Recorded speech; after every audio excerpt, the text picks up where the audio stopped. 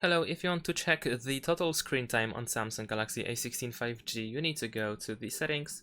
Then in the settings, you want to scroll down and find digital well-being and parental controls. Over here, you have the summary of the phone usage. You can see most used apps over here. You can also set up, of course, the screen time goal and so on and so forth. However, you can also tap on this data in order to open the dashboard.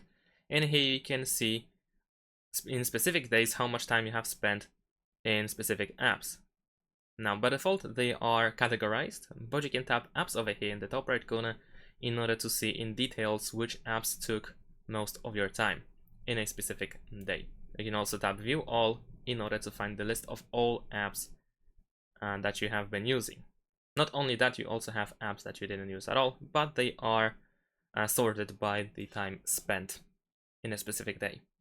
And that's it. Thanks for watching, leave a like and subscribe to my channel, and see you in my next videos. Bye!